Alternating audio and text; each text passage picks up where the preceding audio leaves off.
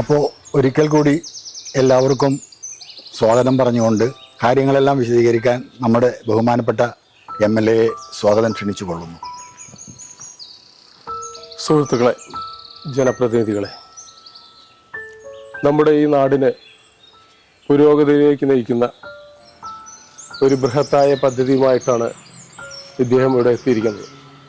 നമ്മുടെ തൊഴിലാളികൾക്ക് ഒരുപാട് ഉപകാരപ്രദമായ ആ പദ്ധതിയിൽ നിങ്ങളുടെ എല്ലാവരുടെയും സഹകരണവും പിന്തുണയും ഉണ്ടാവണമെന്ന് ഞാൻ ആദ്യമായി അഭ്യർത്ഥിക്കുന്നു.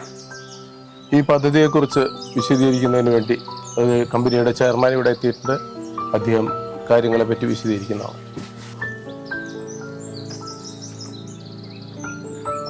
ബഹുമാന്യനായ MLA, മറ്റു ജനപ്രതിനിധികളെ, നിങ്ങൾക്കെല്ലാവർക്കുമുള്ള തെറ്റിദ്ധാരണകൾ ദൂരീകരിക്കുവാനാണ് ഞാൻ ഇവിടെ എത്തിച്ചേർന്നിട്ടുള്ളത്. ഇന്നാട്ടിലെ യുവാക്കൾക്ക് പ്രത്യക്ഷമായും പരോക്ഷമായും 2000 ചെറുപ്പക്കാർക്ക് തൊഴിൽ ലഭിക്കുന്ന ഒരു പദ്ധതിയാണ് ഞങ്ങളുടെ കമ്പനി ആവിഷ്കരിച്ചിട്ടുള്ളത്. അത് നടപ്പിലാക്കാൻ പോകുന്നത്.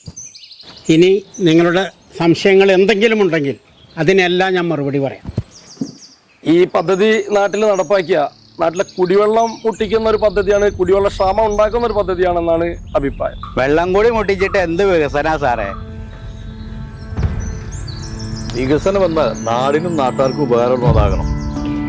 ഈ പദ്ധതി ഈ പഞ്ചായത്തിലെ ജനങ്ങളോടുള്ള വെല്ലുവിളിയാണ്. കുടിക്കാൻ വെള്ളമില്ലാതെ എന്ത് വികസന സാറേ? ഈ പദ്ധതിയെ ഞങ്ങൾ നാട്ടുകാരെ ശക്തമായി എതിരിടും. ഈ പദ്ധതിയുമായി മുന്നോട്ട് പോവുകയാണെങ്കിൽ ഞാനും എൻ്റെ പ്രസ്ഥാനവും സമര പരിപാടിയുമായി മുന്നോട്ട് പോകാനാണ് തീരുമാനം. സുഹൃത്തെ, നിങ്ങൾ ഭയപ്പെടുന്ന യാതൊരു പ്രശ്നവും ഇതിലില്ല. എല്ലാവർക്കും ഉപകാരപ്രദമായിട്ടുള്ളൊരു കാര്യമാണിത്. പരിസ്ഥിതിക്ക് കോട്ടം നടത്തുന്ന ഇത്തരം വികസന പ്രവർത്തനങ്ങൾ പരിസ്ഥിതി പ്രവർത്തനം എന്ന നിലയിൽ ശക്തമായി എതിർക്കുന്നു. ഈ പദ്ധതി കൊണ്ട് സാർ ആർക്കാണ് ഉപകാരം? സുഹൃത്തുക്കളെ, ഇത് ഇന്നാട്ടിലെ യുവാക്കൾക്ക് ഒരുപാട് തൊഴിൽ ലഭിക്കുന്ന സംഗതിയാണ്.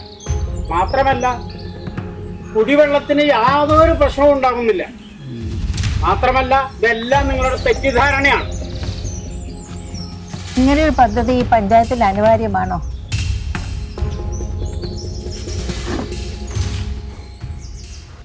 നിങ്ങൾക്ക് തെറ്റിദ്ധാരണ മാത്രമാണെന്നാണ് എനിക്ക് തോന്നിയിട്ടുള്ളത്.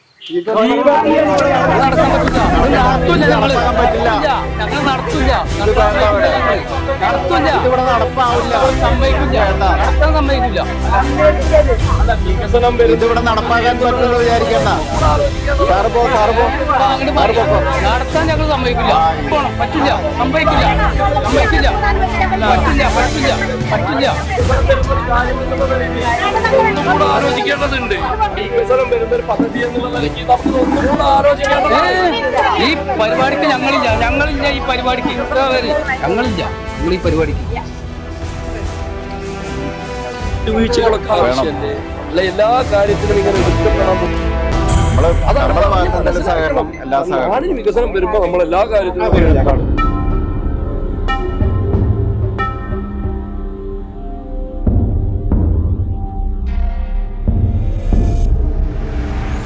നമ്മുടെ ഈ കമ്പനി ചെയർമാൻ MC പറഞ്ഞ പോലെ ഇത് വലിയ പ്രശ്നമുള്ള കാര്യമൊന്നുമല്ല.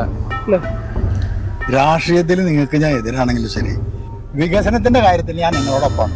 ഇത് നമുക്കെന്താ ഗുണം? അപ്പൊ ഗുണമുണ്ടെങ്കിൽ ഓക്കെ ഓക്കെ. പരിസ്ഥിതിക്ക് കോട്ടം ഒക്കെ ഉണ്ടെങ്കിലും പൈസ കിട്ടുകയാണെങ്കിൽ നമ്മൾ റെഡി. ഓക്കെ ഓക്കെ അപ്പൊ ടാർഗറ്റ് ഒരു 10 ലക്ഷം.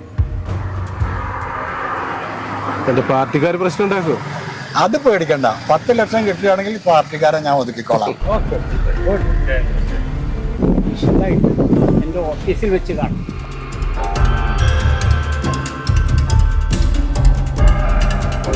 ഈ ചേർത്ത് വച്ച കൈകൾ ജനനന്മയ്ക്കോ അതോ നാടിൻ്റെ നന്മയ്ക്കോ?